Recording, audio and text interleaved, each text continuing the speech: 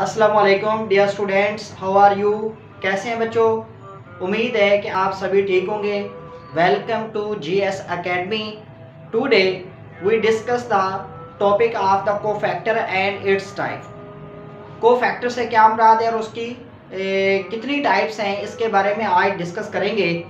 बच्चों, ये first year के चैप्टर नंबर 3 एंजाइम का एक टॉपिक लिया गया है, जिसके अंदर हम कोफैक्टर के बारे में और उसकी टाइप्स के बारे में पढ़ेंगे। बेटा, cofactors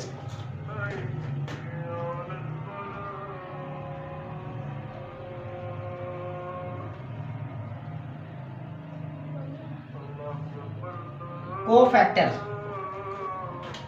Some enzyme require non-protein part for the proper functioning. That non-protein part are known as cofactor. यानी कि कुछ एंजाइम को वर्क करने के लिए नॉन प्रोटीन पार्ट की जरूरत होती है। वो जो नॉन प्रोटीन पार्ट होता है जिसकी मदद से एंजाइम वर्क करता है, उसको हम कोफैक्टर कहते हैं। ओके, इसकी definition, some enzyme required non protein part for its proper functioning.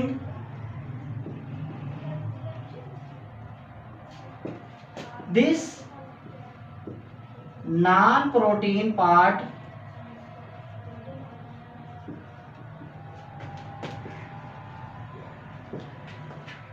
is known as cofactor. Dear students, cofactor से मुराद कि कुछ एंजाइम को काम करने के लिए नॉन प्रोटीन पार्ट की जरूरत होती है। वो नॉन प्रोटीन पार्ट जो कि एंजाइम को वर्क करने में हेल्प करता है, उस नॉन प्रोटीन पार्ट को हम कोफैक्टर्स कहते हैं। कोफैक्टर बेसिकली 3 टाइप के हो सकते हैं आपके पास। कोफैक्टर की types of cofactor. Number 1, activators. Number 2, coenzyme.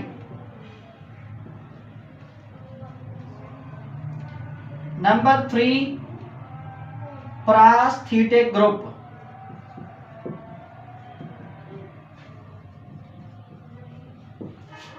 Dear students, इन तीनों के बारे में हम वन बाय वन पढ़ते हैं कि कोफैक्टर से क्या मुराद है। कोफैक्टर की डेफिनेशन हमने कर ली है। कोफैक्टर से मुराद वो नॉन प्रोटीन पार्ट जो कि एंजाइम की प्रॉपर फंक्शनिंग के अंदर उसकी हेल्प करते हैं। उन नॉन प्रोटीन पार्ट को हम कोफैक्टर्स कहते हैं। कोफैक्टर की 3 टाइप्स हैं, activators, coenzymes and prosthetic groups. Okay, basically हम इसकी टाइप्स के बारे में वन बाय वन डिस्कस कर लेते हैं। सबसे पहले हम देखेंगे एक्टिवेटर्स को। एक्टिवेटर्स ये इनऑर्गेनिक आयंस हो सकते हैं। These are the inorganic ions. Main ये इनऑर्गेनिक आयंस होते हैं जो कि इनऑर्गेनिक इन नेचर होते हैं। ठीक है, ये एक्टिवेटर से मुराद इनऑर्गेनिक आयंस। ठीक है, inorganic ions which help the enzyme for their proper functioning, that are called activator. Basically activator cofactor की टाइप है। ठीक है, मीन्स अब इसको इस तरह डिफाइन कर सकते हैं, activators are those cofactors which are inorganic ions। ये इनऑर्गेनिक आयंस होते हैं। फॉर एग्जांपल नंबर 1, इसकी एग्जांपल के अंदर हम देखेंगे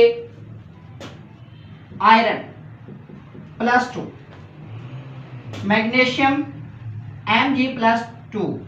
ये बेसिकली आयंस होते हैं, ठीक है, जो कि इनऑर्गेनिक इन नेचर होते हैं, यानी कि आपके पास जो एक्टिवेटर्स होते हैं ये इनऑर्गेनिक इन नेचर। इनऑर्गेनिक का मतलब ये होता है कि वो कंपाउंड जिनके अंदर कार्बन और हाइड्रोजन जो है वो लाजमी जुज के तौर पे नहीं होती, यानी कि ये कार्बन के अलावा बाकी एलिमेंट से बने होते हैं, ठीक है। इसलिए ये जो एक्टिवेटर्स होते हैं ये इनऑर्गेनिक नॉन प्रोटीन पार्ट है, यानी कि एक्टिवेटर्स नॉन प्रोटीन पार्ट ही है, लेकिन ये इनऑर्गेनिक इन नेचर होते हैं। इनकी नेचर जो होती है वो इनऑर्गेनिक होती है, यानी कि ये कार्बन के अलावा बाकी कंपाउंड से बने होते हैं, ओके। इसलिए हम इनको एक्टिवेटर्स कहते हैं। अब इनका काम क्या होता है, इनका फंक्शन क्या होता है? बेसिकली इनका जो फंक्शन है वो ये है कि ये जो एक्टिवेशन एनर्जी है वो प्रोवाइड करते हैं। They provide the activation energy to enzyme to start the chemical reaction, यानी कि केमिकल रिएक्शन को स्टार्ट करने के लिए जो एक्टिवेशन एनर्जी है वो एक्टिवेटर प्रोवाइड करते हैं। इनका फंक्शन क्या है? They provide energy. कौन सी energy? Activation energy. Activation energy किसको प्रोवाइड करते हैं? To enzymes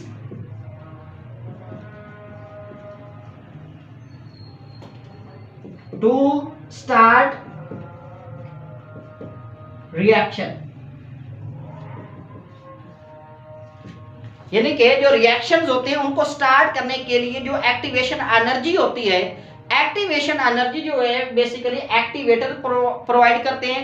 activators inorganic in nature होते हैं, यानी कि इनकी नेचर जो होती है वो इनऑर्गेनिक होती है। ये बेसिकली इनऑर्गेनिक आयंस होते हैं, ठीक है, जैसा कि आयरन +2, मैग्नीशियम +2, ये आपके पास इसकी 2 एग्जांपल भी मैंने बताई हैं, ये एक्टिवेटर्स की एग्जांपल्स हैं। उसके बाद हमने दूसरी देखा है एक्टिवेटर किसकी टाइप है? ये कोफैक्टर्स की टाइप है, ठीक है। तो दूसरी टाइप हमारे पास आती है coenzyme.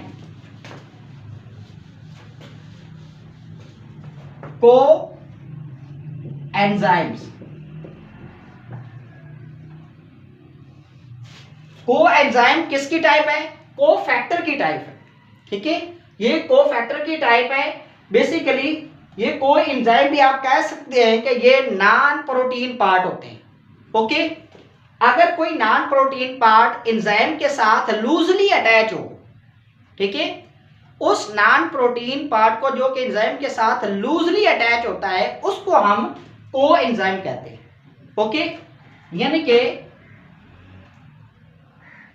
The non protein part which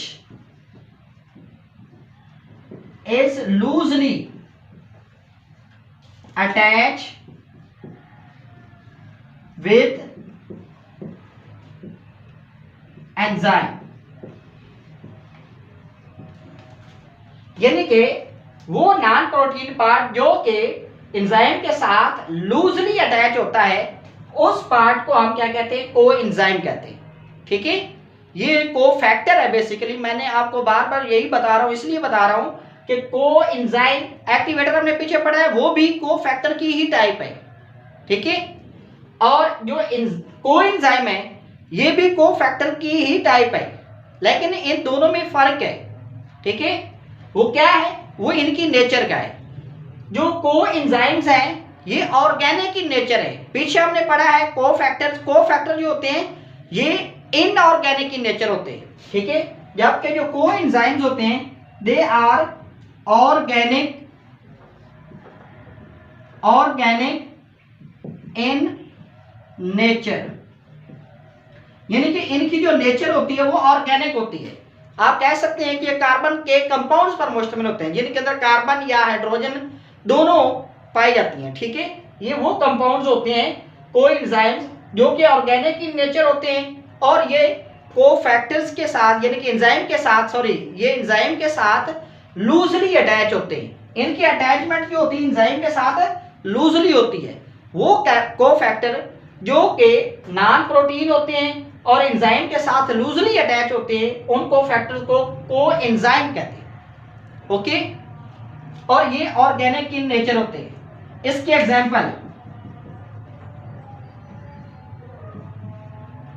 example में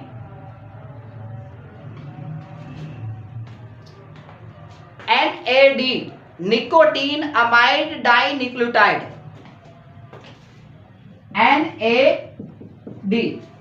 NAD बेसिकली ये एक कोएंजाइम है जो कि ऑर्गेनिक इन नेचर होता है। उसके बाद तीसरी टाइप हमारे पास आ जाती है प्रास्थेटिक ग्रुप, ये दूसरी टाइप थी।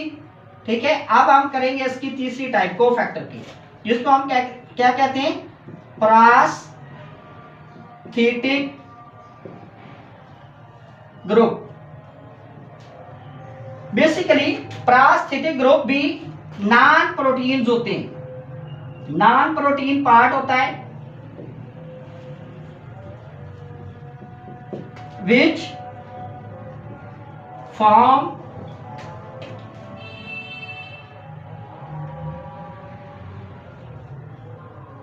covalent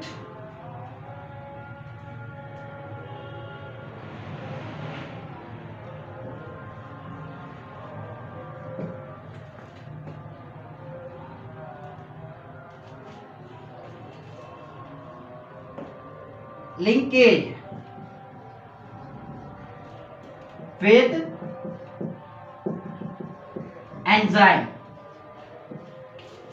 यानी कि प्रास्थेटिक ग्रुप से मुराद क्या है कि वो नॉन प्रोटीन पार्ट जो कि एंजाइम के साथ कोवलेंट लिंकेज बनाता है, यानी कि जो स्ट्रांगली अटैच होता है।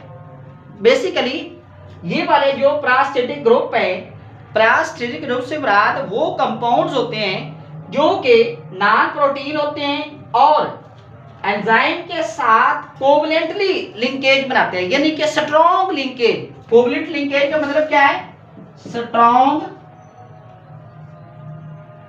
लिंकेज।